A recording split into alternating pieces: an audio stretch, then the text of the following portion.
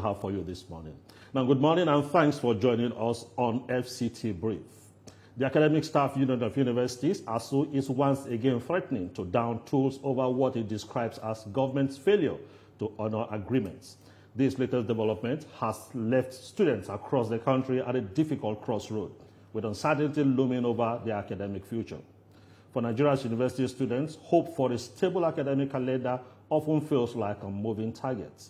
With ASUU's fresh threat of strike action, the fear of another prolonged stay at home is back on the table. The union accuses the federal government of reneging on past promises, ranging from improved welfare for lecturers to better funding for infrastructure and research. While lecturers insist their agitation is for the good of the system, the immediate impact often falls on students who find themselves trapped between an underfunded system and unending disruptions. Government officials have meanwhile appealed for calm, urging ASUU to give ongoing negotiations a chance. But for many students, the uncertainty is already unsettling. Until both sides reach a lasting resolution, Nigeria university students remain at a painful crossroad, caught between academic aspirations and the reality of recurring strikes. As the clock ticks, all eyes are now on the outcome of talks between ASUU and the government. Will history repeat itself, or will a permanent solution finally emerge? Professor Christopher Piwuna Goson is the president of the Academic Staff Union of Universities, and he's live with us here in our studio. Good morning. Good morning. You're welcome to our studio. Thank you very much. Well, let's begin with the very, very recent call by ASUU on the federal government. ASUU insists on implementing the 2009 deal, which is a payment of 25% to 35% of arrears and 1.3 trillion for university revitalization. Among all these demands, which one would you say is non-negotiable? Well, thank you very much for having me on this program. I don't think the question is really which one is non-negotiable in terms of what we've said. What is non-negotiable to us in ASUU is to ensure that the system is stable, that the system works. It works for everyone. It works for students. It works for parents. It works for our members. That is what is non-negotiable. We are settled on that. We believe that that is the way to go. In terms of our demands to government to ensure that we achieve this stability, we've made these demands clear to government over the years, except for a few, the 35% salary increase for 12 months that is still unpaid, our 3.5 months salaries that is still being withheld by government, our promotion arrears. These are, like you said, maybe a moving target or so. Each time we think we're about to touch it, it eludes us. Each time we think they're about to do something, it eludes us. But the 2009 agreement, and let me just make something clear. I think a lot of Nigerians do not understand this issue about 2009 agreement. There is no 2009 agreement, as it were, that the government is working with. And let me explain. This agreement that was made in 2009, signed by Chief Gamalel Onoshode of blessed memory and Babalaki, Wale Babalaki SEN, on behalf of government and our union, it has gone through a lot of changes. We have attempted to renegotiate it several times. That is what we're talking about. The renegotiated document that we've had with Professor Emeritus Musali Jibril, Professor Emeritus Nimi Briggs, and now Alhaji Ayale Ahmed. That is the document that we're referring to. We've gone past 2009 document as it is. This is the 2009 document. It is no longer, nobody is looking into this and enforcing anything in it. We have renegotiated this document. with government. We have renegotiated it. It is the renegotiated document that is in contention. So this renegotiated document, what year was this? The renegotiated document you're talking about? 2021. 2021. Now, what are those specifics that are not in the 2009 agreement and you decide to renegotiate and you're working with now? What are those specifics? Our salaries. Our salary as at 2009 is no longer attainable in 2025. Okay?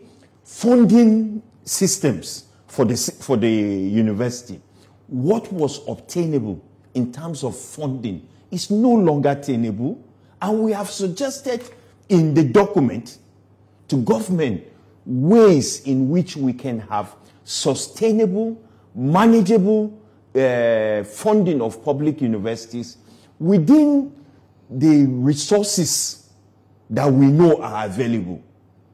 We may have a conflict, a different position from government in terms of what the resources are. When the government tells us that they don't have money, we know they have. We know they have because that is why a graduate assistant or an assistant lecturer in any university that has a master's degree will earn between 130 or say 180,000 naira, 200,000 naira a month, and his colleague or his contemporary that has a first degree, that is a senator, is earning 21 million naira. So they have money. When it comes to priority. Thank you very much. It's priority. When it comes to sustainable means of doing things, they know how to sustain the salaries of senators. They know how to sustain the salaries of members of the House of Representatives. They know how to give over 1 trillion naira, 1 trillion naira for constituency projects that remain unfathomable for us. But they cannot look for ways to sustain the salaries of our members.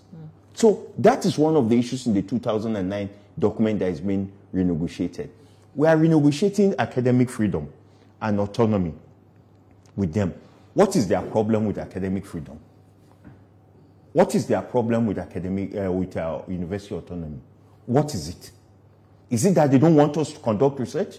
Is it that they don't want us to investigate? Is it that they don't want us to publish what we have investigated through our research? Or is it that they don't want us to challenge positions that they are taking, that our research has shown that it's not the right one?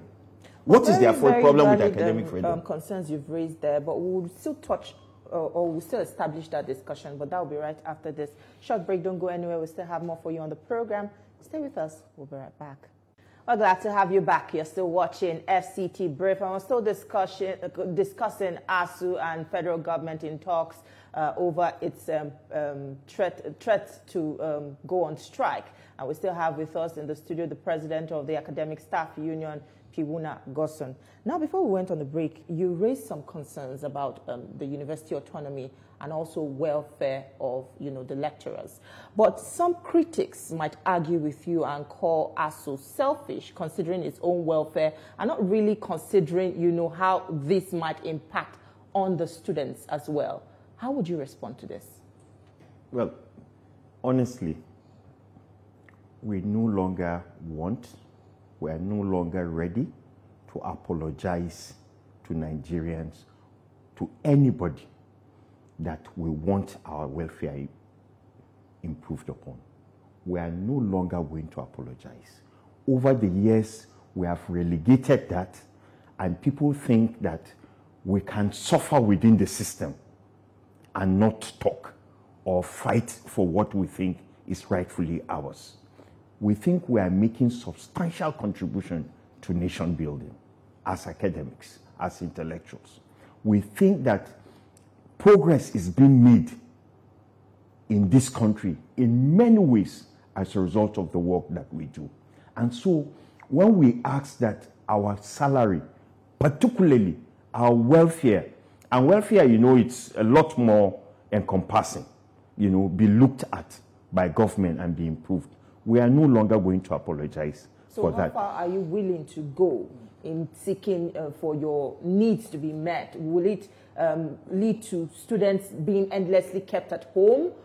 You feel comfortable with that? Or, there might be you might meet at some middle ground? Well, I wish that Nigerians could also ask the question whether they are comfortable with what we are going through as academic staff, while we are trying to answer whether we are comfortable to go on strike.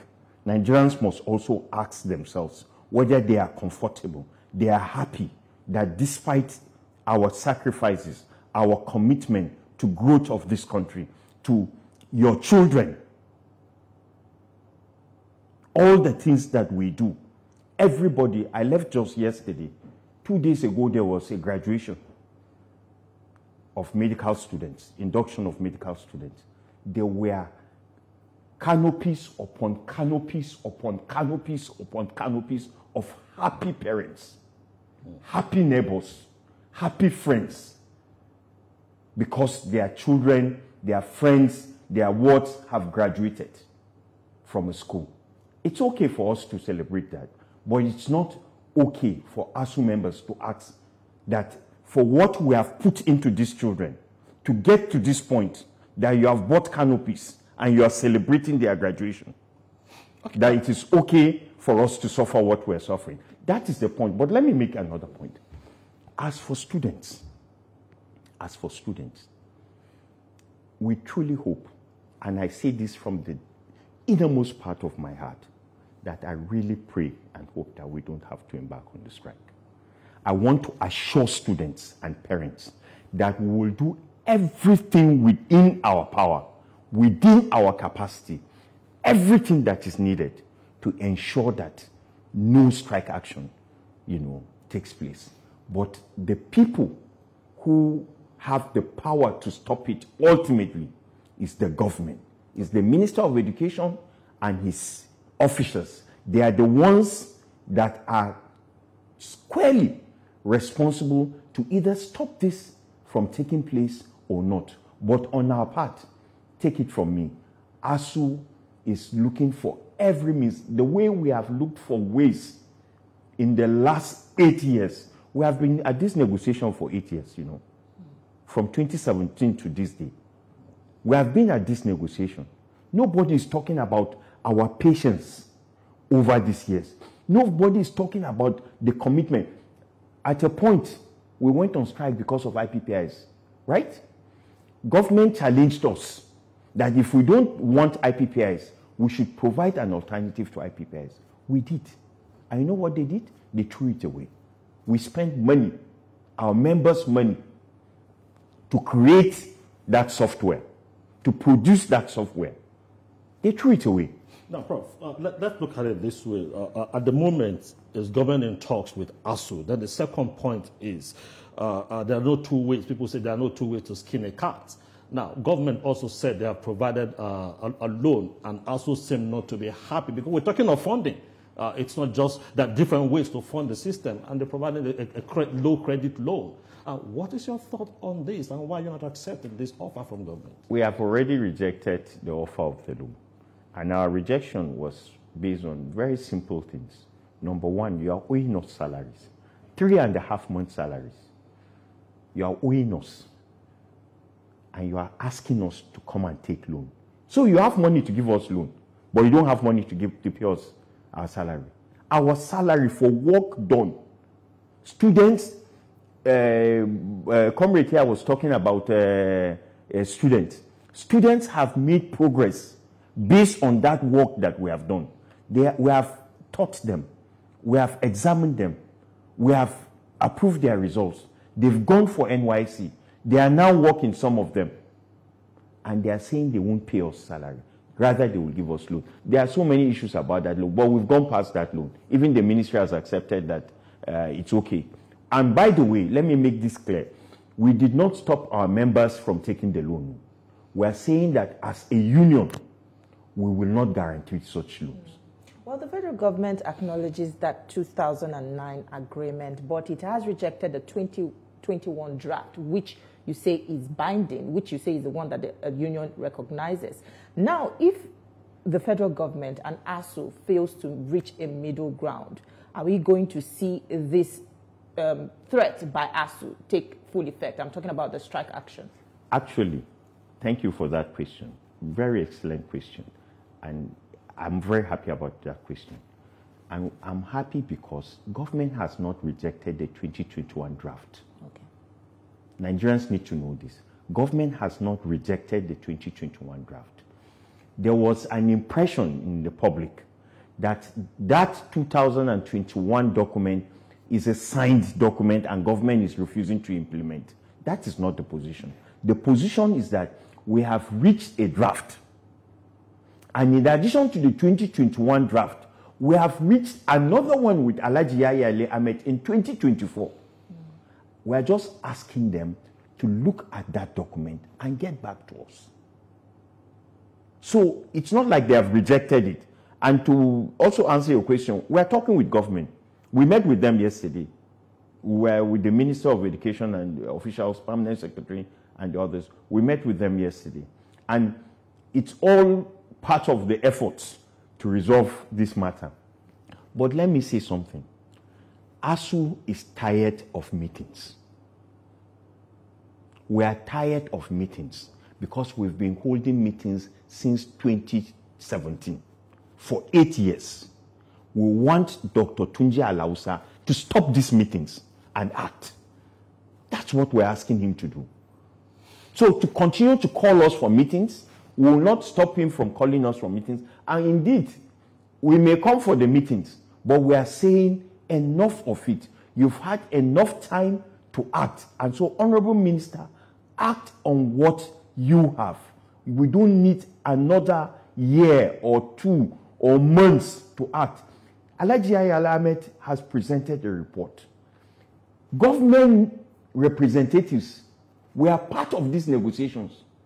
They were talking about Ministry of Solicitor General of the Federation attending their last meeting and all of that. It's not new. There is a representative of the Minister of Justice or the Ministry of Justice in our negotiation.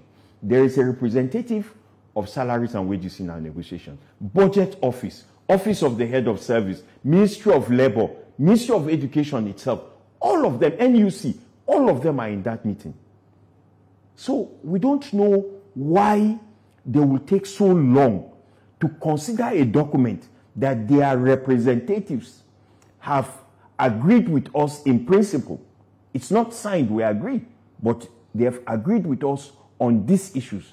Why is it taking them so long and risking a strike action, risking keeping these children at home, risking, truncating their future? Why are they keeping this document? They tell us to give them time. We are telling them we do not have the time. We have worked so hard. We have been patient. We've waited for this to come. And I'm also happy with the National Association of Nigerian Students, NANS. I think they made a release last week or so about their desire to see that this issue is quickly resolved. We identify with their document, with their release. We are also working assiduously to ensure that this agreement is signed and our other issues such as 3.5 months, withheld salaries, promotion arrears, and all of that is taken. Let me tell you the problem with this country. Our leaders see education as a commodity, not an investment. That they are investing into the future. So they come with these their capitalist ideals and say, where do we maximize profit? And education is not one of such places. Education should be something that is for public good. Everybody is entitled. It's a human right. Why can't they just look at it that way? Rather than they have removed subsidy in petrol, right? They tax us when we withdraw money from our banks. Everything now, the only thing that is not being taxed right now in Nigeria is the air that we breathe. Well, because if it is water, there is some tax that... Let's step aside a little from the federal government angle and let's take a look at the states, because the state governments now receive larger allocation from the Federation account. Shouldn't ASUU also hold them accountable for salaries and infrastructure in their respective states? 100%. I agree with you. The profligacy in the state is unthinkable. Just recently, it was said that the states alone have spent about 900 billion naira on entertainments and travels. 900 billion naira. But when it comes to solving social issues, attending to education, even at the state level, state universities, where governors are visitors to the universities, they don't have time for it. They'd rather spend money on entertainment, 900 billion naira. 900 billion naira on just that. Yesterday, as I was coming into Abuja, between like less than 100 meters in Nyanya here, less than 100 meters, the traffic there was crazy. It was crushing. It was a gridlock. Less than 100 meters in Nyanya here. You spend the time it took you from Jos to get into Nyanya. You spend that whole time within that 100 meters. But yet, I think the national state government, from the records, they spent about 20-something billion naira on entertainment. It won't take them up to 1 billion naira to fix this 100, at their rate, that is, to fix this 100 meters of road. So it is priority. Education is not priority. Social services in this country is no longer priority to government. Let's quickly look at this other aspect. Are you in talks also, just like you're talking with government, the executive, talking with the National Assembly, because some of these also will need serious appropriation so that they will also buy in when budgets are presented and make the right appropriation for funding of education? Are you in talks with the guys? We have. But you see, the problem with this country is that academics are never regarded. We are not respected. We are nobody. That's why we go on strike for 8 months. And everything will go on as if there's nothing. Pengasing goes on strike for 1 week. The big people feel the pinch, isn't it? Airports, a threat of strike by aviation workers because they fly. That's why they don't care about the Nyanya road, because they fly over it. The threat of strike by aviation workers, they are all coughing because it affects them. But when it comes to education, it's not a priority to them. So National Assembly needs to come in. We've written, like I said, we've written to the Senate President, and I think we've written to the Speaker of the House of Reps about these issues. Not in the last few months, but I know we've written. But, they don't even acknowledge our letters.